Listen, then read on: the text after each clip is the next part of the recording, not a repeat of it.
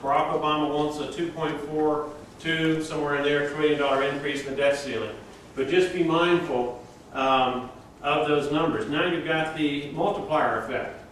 If you're familiar with economic theory, you bring in a business and it generates so many jobs and so much wealth. But then you've got the effect on other people. Suddenly the gas station guy, he gets more business. Suddenly the person who's cutting the hair, the hairstylist, they get more business. And so there's a multiplier effect that ripples throughout that local economy. Same thing on a national scale. So you suddenly pull $1.5 trillion out of the economy, and it is going to have a significant adverse effect on our standard of living. It also will have an effect depending upon who gets hit.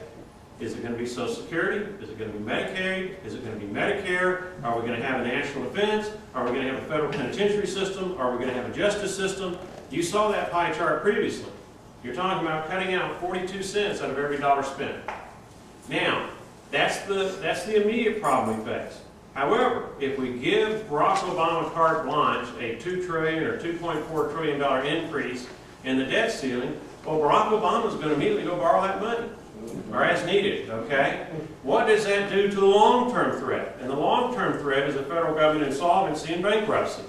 Now, to me, this longer-term threat, we don't know if it's days, weeks, months, or years. We know it's out there. We do not know at what point in time it triggers a bankruptcy. We don't know at what point in time it starts triggering the kind of riots or austerity that you now see in Greece. But we know it's a growing threat. So if we raise this money without any restrictions, then we've just increased our total national debt from $14.3 trillion to $16.3 trillion to $16.7 trillion in 1 year, or 1.5 years, depending on how long it takes us to consume the borrowed money that the president wants. At some point, that debt load gets too great. And if we have a federal government insolvency or bankruptcy, I would submit to you that the economic consequences are far greater than they would be by not raising the debt ceiling. But let me emphasize, both are really, really bad. Okay? So what we have to do is find a path where we can manage both. And I'll give you an idea of where I am right now. But I'd like your insight on what y'all think is best. Right now, I think we need to have a balanced budget constitutional amendment phased in over a 5, 6, 7, 8 year period of time, whatever period of time it is. I think that prevents us from having both calamities. If we make that a condition for raising the debt ceiling, then the debt ceiling has been raised. Okay? So that immediate problem is taken care of. Long term, if we have a balanced budget constitutional amendment, and we can forestall a bankruptcy or insolvency until that thing is fully kicked in. For instance, I've got a bill that I've drafted. We're going to try to get introduced in the next week or two. It's a 5-year time span where you cut the deficit 20%, 20%, 20%, 20%, 20% until it's balanced, and it has to be balanced from there on out. There are exceptions to the balanced budget constitutional amendment, like in time of a declared war, or where 2/3 of Congress says, well, under these emergency circumstances, we've got to do it. But it's a supermajority that is hard to get except under truly important circumstances. But that ought to, if we can survive that transition period, avoid a federal government insolvency or bankruptcy long term.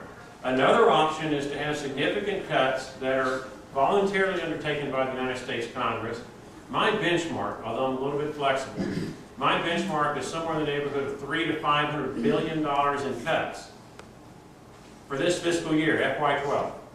That's about 9% of the overall problem, okay? If we did that year after year after year, where we have $300 to $500 billion, then we ought to be balanced within anywhere from 3 to 6 years, kind of depending upon what happens to the economy and economic growth. But at least we are moving in the right direction. I am very hesitant to vote for what is now on the surface being talked about. And that's this dollar for dollar thing, where for every dollar the debt ceiling is raised, we have a dollar worth of cuts. And here's why. You're talking apples and oranges. You're talking about increasing the debt ceiling over a 1 or 1.5 year period of time. But you're talking about spending cuts over a decade. Well, that's not a fair comparison. Okay? It's not real. Additionally, who knows what's going to happen in years 2 through 10? You got different votes. You got the makeup of different Congresses. Now, for every 2-year period, The Congresses are basically the same with the exception of those folks who pull off their shirts and twist them out or whatever that thing is. You know what I'm talking about. You know, we had, I don't know what it is about New York, but they have 2 of those so far this year. So you have a little bit of change in the United States Congress, and then you have elections where you can have substantial changes. And I'm not comfortable trusting future Congresses to address it. You know, that's kind of to me, a smoke and mirrors, a hope and a prayer. If we're going to address it, we need to address it in a substantive way, and we need to do it where we have control of the situation. And so that's what I'm looking at. I'm not comfortable then with what's being proposed or what's being talked about, but I don't know what's going to actually come forward from these negotiations until it's thrust on the House floor and we're asked to vote on it. So I'm going to have very little time. In the meantime, I'm going to be pushing for a balanced budget constitutional amendment or significant cuts. Now I'm going to conclude with this one remark. You know, sometimes when I give speeches, I might use millions or billions or trillions. You know, those M's, B's, and T's. That it's just a lot of money to a lot of people. What's a trillion? And so I heard Mick Mulvaney, South Carolina Republican freshman, he gave a speech, and I'm going to modify it a little bit. But hopefully it's a way that you can better understand the situation. Imagine that you're a household, and you've been spending your income and buying things, and you really haven't been paying that much attention to the overall balance of it, okay? But it gets to the point where your creditors start asking questions, so you say to your spouse, we need to sit down and really look at our finances to figure out how we're going to get this stuff under control, because our creditors are getting a little bit antsy. And so you calculate your income, and your disposable income is $50,000. And so you then start adding up your bills. How much you've been spending in past years, how much is mandated to be spent in the current year, and you suddenly have added them up, and it's $80,000. You know, that's kind of a shock to you. You're $30,000 in the red. And then you see this Visa bill over here. And you open up the Visa bill, and it's $320,000. Keeping in mind you've got a $50,000 disposable income. Well, those are the exact same ratios that we're looking at right now with the federal government. Our tax revenue, how much we're spending, and how much our accumulated debt is. Now imagine how that family is going to try to dig out of that hole. It's going to be tough. But folks, we're going to have to do it if we're going to avoid a federal government bankruptcy with all of the catastrophic economic consequences that can unfold from that federal government bankruptcy. And so, if nothing else, I hope you all have a better understanding of why there's so much wailing and gnashing of teeth in Washington, D.C. This is serious stuff. We have a deep hole. We have diametrically opposed philosophies of government on how to get out of it, yet we're going to have to resolve it in a good way. And it's going to be tough because, quite frankly, in 2010, the voters voted for gridlock. You've got the House that wants to cut spending, get spending under control, that is more conservative, that wants to be good financial stewards. You've got the Senate and the White House who have a history of spending money that we don't have. In the last 25 years, every single budget proposed by the Democrats, amount of spending, has been greater than the amount of spending that the Republicans saw. So you've got one part that's always pushing for more and more spending, even though it puts us in the kind of condition that we're now in. How can we be so deeply in debt and yet continue to send foreign aid to every country in the world? Yeah.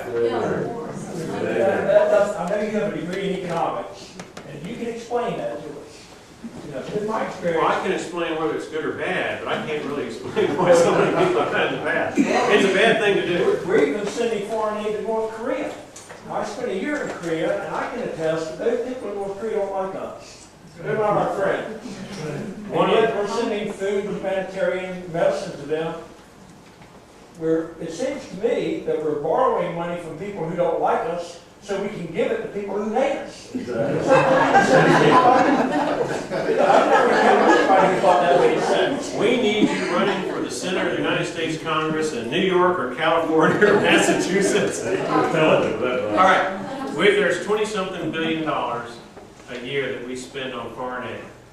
And if I had control of Washington, and I don't, but this gives you an idea of how I will vote, I would cut out every penny for every country that is not a republic. okay, that doesn't share our respect for individual freedom and control the government by the populace. Then you've got the republics that are left. And I'm afraid that we'd have to start whittling out some of those. The last one that I would cut, and I'd be most hesitant to cut one, because I think they're in a very precarious situation, that's Israel. And I would be most likely to want to continue funding for Israel after having cut everybody else. But your point's well taken. We have to take care of our own country, our own finances here, before we give away money we don't have to others.